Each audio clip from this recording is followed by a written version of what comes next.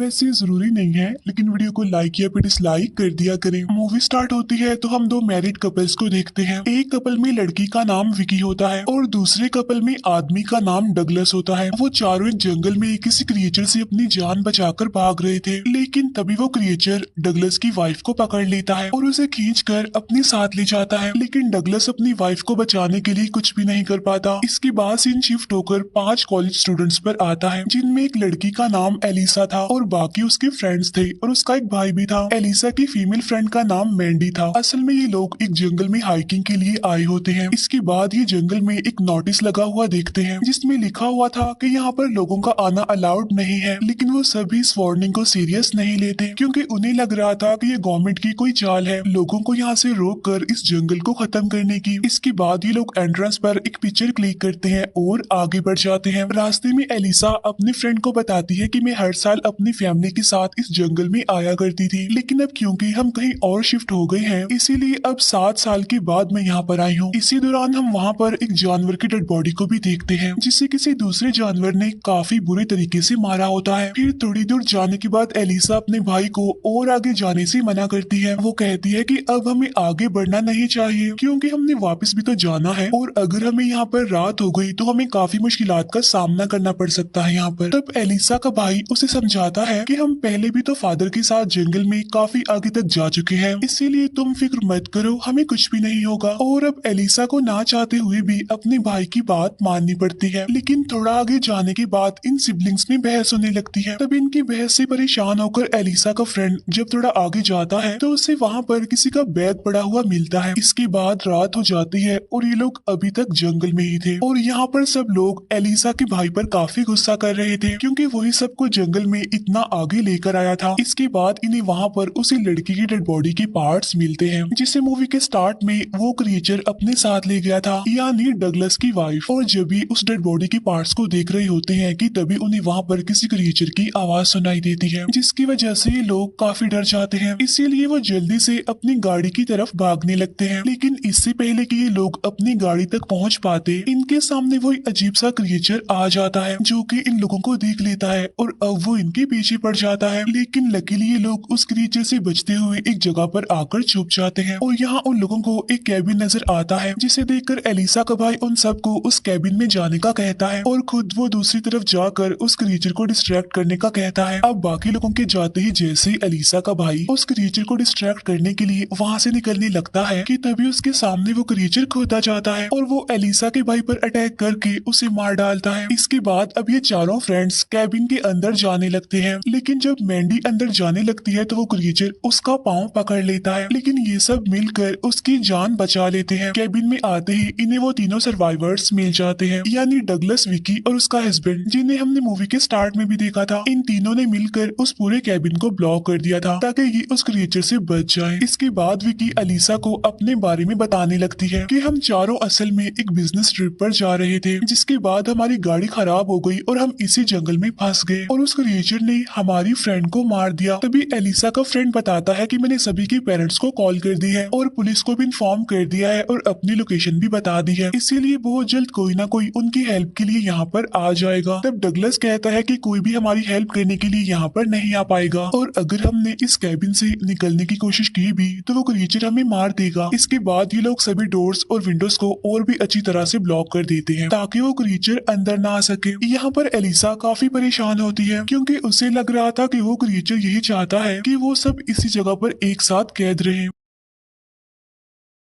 तब एलिसा का फ्रेंड उसे समझाता है कि वो सिर्फ एक क्रिएचर है और हमें उससे बचकर बस यहाँ से निकलना है। हमें ये जानने की जरूरत नहीं है कि वो क्रिएचर क्या है और क्यों है और वो क्या चाहता है, हमें उससे भी कोई मतलब नहीं है। अभी ये दोनों बात कर ही रहे होते हैं कि तभी वहाँ पर वो क्रिएचर आ जाता है और वो उस कैबिन में घुसने की कोशिश करता है, लेकिन तब वो लोग उस विंडो को भी ब्लॉक कर देते हैं जहाँ से वो क्रिएचर अंदर आने की कोशिश कर रहा था। इसके बाद वो क्रिएचर कैबिन के चारों तरफ घूमने लगता है और तभी वो एक विंडो के जरिए अंदर आ ही जाता है। तब उसके अंदर आने के बाद वो लोग उसे रोकने की कोशिश करते हैं, लेकिन उसे रोकने की कोशिश में विकी का हस्बैंड इंजर्ड हो जाता है। इसीलिए मैंडी और एलिसा भी इनकी हेल्प करने के लिए वहाँ पर आ जाती है और वो एक ड्रेसर को उठाने लगती है ताकि वो उस क्रिएचर को इसकी मदद से रोक सके। अब क्योंकि वो ड्रेसर काफी भारी होता है, इसीलिए वो दोनों उसे उठा नहीं पाती। तभी एलिसा का फ्रेंड पेपर स्प्रे लाकर उस क्रिएचर पर स्प्रे कर देता है। तब इनकी आवाज सुनकर डगलस भी उनकी हेल्प करने के लिए वहाँ पर आ जाता है और इसी वजह से अभी ठीक टाइम पर ड्रेसर की मदद से उस विंडो को ब्लॉक करने में कामयाब हो जाते हैं। यहाँ पर विकी का हस्बैंड डगलस को उनकी हेल्प करने के लिए थैंक्स कहता है। तब डगलस कहता है कि दरवाजों और विंडोज को ब्लॉक करने के लिए हमारे पास और ड्रेसर्स नहीं है और ना ही हमारे पास टाइम है, इसीलिए हमें जितना जल्दी हो सके इस जगह से निकलना होगा। रात को ये सभी लोग एक साथ बैठे होते हैं। यहाँ पर एलिसा का फ्रेंड कहता है कि पुलिस की हेल्प बस आने ही वाली होगी, जिस पर डगलस हंसते हुए कहता है कि हम इस जगह पर ज्यादा टाइम के लिए टिक नहीं पाएंगे और हमारी हेल्प करने के लिए यहाँ पर कोई आएगा भी नहीं, क्योंकि सबको पता है कि यहाँ पर क्या है, वो क्रिएचर है, यानी यहाँ पर खतरा है। इसीलिए हमें खुद यहाँ से निकलकर अपने लिए कोई हेल्प लानी होगी। तब ये सुनकर विकी का हस्बैंड मना कर देता है कि नहीं, यहाँ से बाहर अब कोई नहीं जाएगा, जिस पर एलिसा का बेस्ट फ्रेंड कहता है कि मैं जाऊंगा बाहर और हेल्प लेकर जल्दी वापस भी आ जाऊंगा। तब ये सुनकर एलिसा अपने फ्रेंड को दूसरे रूम में ले जाकर उसे समझाती है और कहती है कि तुम बाहर नहीं जाओगे, जिस पर एलिसा का फ्रेंड कहता है कि अगर मैं हेल्प लाने के लिए बाहर ना गया तो कोई भी यहाँ से बाहर नहीं जा पाएगा। इसीलिए अब ना चाहते हुए भी एलिसा को उसकी बात माननी पड़ती है। इसीलिए अभी लोग प्लान बनाते हैं कि विकी का हस्बैंड उस क्रिएचर को डिस्ट्रैक्ट करेगा। उसी टाइम एलिसा का फ्रेंड कैबिन से निकलकर हाईवे की तरफ भागेगा। फिर कुछ देर बाद वो करते भी बिल्कुल ऐसा ही है। विकी का हस्बैंड बाहर जाता है और वो विसल बजाकर उस क्रिएचर को अपनी तरफ अट्रैक्ट करता है। अब एलिसा का दूसरा फ्रेंड घर से बाहर खड़ा हुआ था। वो स्पाई ग्लास की मदद से उस क्रिएचर को देखता है और वॉकी टॉकी की मदद से वो विकी के हस्बैंड को बताता है कि वो क्रिएचर तुम्हारे काफी करीब आ चुका है। तब मौका देकर एलिसा का बेस्ट फ्रेंड कैबिन से काफी दूर भाग जाता है। इसके बाद एलिसा का फ्रेंड विकी के हस्बैंड को बताता है कि अब वो क्रिएचर मुझे कहीं भी दिखाई नहीं दे रहा। इसका मतलब ये है कि अब वो वहाँ से भाग गया है। और तभी अचानक से इन लोगों को वॉकी टॉकी पर एलिसा की बेस्ट फ्रेंड के चिल्लाने की आवाजें आने लगती हैं। तब यहाँ पर उन्हें पता चलता है कि वो क्रिएचर असल में अब एलिसा की बेस्ट फ्रेंड के पीछे आ रहा है। इसीलिए अब एलिसा का फ्रेंड और विकी का हस्बैंड फौरन कैबिन के अंदर आने की कोशिश करते हैं, लेकिन डगलस उस दरवाजे को ब्लॉक कर देता है और उन्हें अंदर आने नहीं देता, जिसे देखकर विकी उस दरवाजे को खोलने की कोशिश करती है, लेकिन डगलस उन्हें दरवाजा खोलने नहीं देता। इसीलिए अब एलिसा उन दोनों को वॉकी टॉकी पर बताती है कि किचन का दरवाजा खुला हुआ है, तुम वहाँ से अंदर आ जाओ। इसीलिए अब एलिसा का फ्रेंड और विकी का हस्बैंड किचन के दरवाजे से कैबिन के अंदर आ जाते हैं और अंदर आते ही विकी का हस्बैंड सबसे पहले डगलस को मारता है, जिससे डगलस बेहोश हो जाता है। और जब उसकी आंख खुलती है तो वह खुद को बंधा हुआ पाता है, क्योंकि अब उन लोगों को डगलस पर बिल्कुल भी बिलीव नहीं था और यही वजह थी कि उन्होंने उसको बांध दिया। इसके बाद हम एलिसा को देखते हैं, जो कि काफी अपसेट लग रही थी क्योंकि उसने अपने भाई और अपने फ्रेंड को खो दिया। इसीलिए वो डिसाइड करती है कि वो उस क्रिएचर को मारकर ही यहाँ से बाहर निकलेगी। वहीं पर एलिसा का फ्रेंड काफी डरा होता है, क्योंकि आज वो मरते मरते जो बचा था और उसे लगता है कि वो किसी भी टाइम मर सकता है।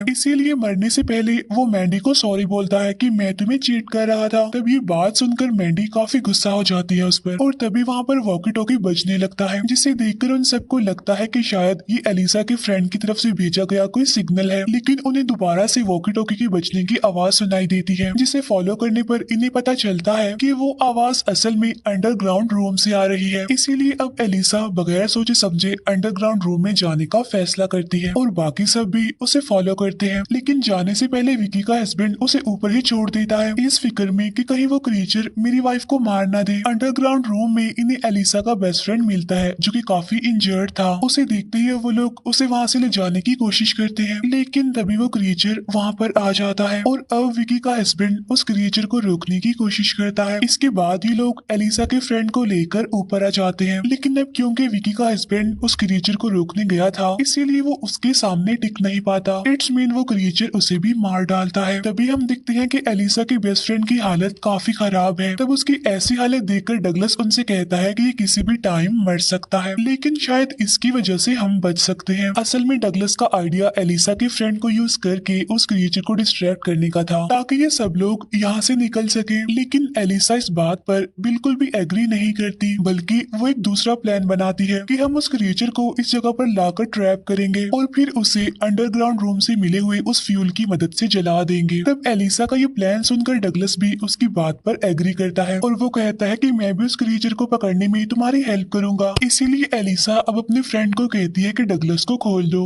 लेकिन आजाद होते ही डगलस एलिसा के इंजर्ड फ्रेंड को मार देता है। तब उसकी इस हरकत से वो सभी लोग काफी गुस्से में आ जाते हैं, लेकिन इससे पहले कि वो डगलस को कुछ कह पाते वो क्रीचर अचानक से उन ब्लॉक्स को तोड़ते हुए अंदर आ जाता है और वो डगलस को बड़े ही ब्रूटल तरीके से मार देता है। डगलस को मारने के बाद वो क्रीचर अब उसकी बॉडी खाने में बिजी था, तो मौके का फायदा उठाकर वो लोग अंडरग्राउंड रूम में जाकर फ्यूल ले आते हैं। फिर वो उस फ्यूल की मदद से वहाँ पर आग लगा देते हैं, जिससे वो क्रीचर उस आग में जल जाता है और उसकी मौत हो जाती है। इसके बाद वो लोग अंडरग्राउंड रास्ते से ही आगे बढ़ते हैं, लेकिन रास्ते में विकी को उसके हस्बैंड की डेड बॉडी दिख जाती है, जिसे देखकर अब वो वहीं पर ही रुक जाती है। लेकिन तभी एलिसा के दूसरे फ्रेंड को वो क्रिएचर खींचकर ले जाता है और यहाँ पर हमें पता चलता है कि वहाँ पर एक नहीं बल्कि दो क्रिएचर्स मौजूद थे, जिनमें से एक को तो उन्होंने जलाकर मार दिया था, लेकिन दूसरा अभी भी जिंदा है। इसके बाद मैंडी विकी को लेकर वहाँ से भागने लगती है, लेकिन अनलकीली वो क्रिएचर विकी को भी मार देता है और अब वहाँ पर सर्वाइवर्स सिर्फ मैंडी और एलिसा थी। इसीलिए अब वो दोनों एक साथ वहाँ से भागने लगती है, लेकिन बहुत जल्द वो क्रिएचर एलिसा को पकड़कर उसे भी मार डालता है। लेकिन मैंडी किसी तरह बचकर वहाँ से भागने लगती है। आगे जाने के बाद वो अपनी बॉडी पर मिट्टी लगा लेती है ताकि वो क्रिएचर उसे स्मेल करते हुए उसके पीछे ना आ जाए। इसके बाद मैंडी फाइनली गाड़ी के पास पहुंच जाती है, लेकिन जैसे ही वो गाड़ी स्टार्ट करने वाली होती है वो क्रिएचर वहाँ पर आकर उस पर भी अटैक कर देता है, लेकिन मैंडी किसी तरह उसे बचते हुए उसे अपनी गाड़ी के नीचे क्रश कर देती है। इसके बाद वो सही सलामत उस जंगल से बाहर निकल आती है और तभी हम उस क्रिएचर की डेड बॉडी के पास एक और क्रिएचर को देखते हैं। इट्स मीन वहाँ जंगल में सिर्फ दो क्रिएचर्स नहीं थे, बल्कि वहाँ पर और भी बहुत सारे ऐसे क्रिएचर्स मौजूद थे। और इसी के साथ ही ये मूवी यहीं पर एंड हो जाती है। Thank you for watching.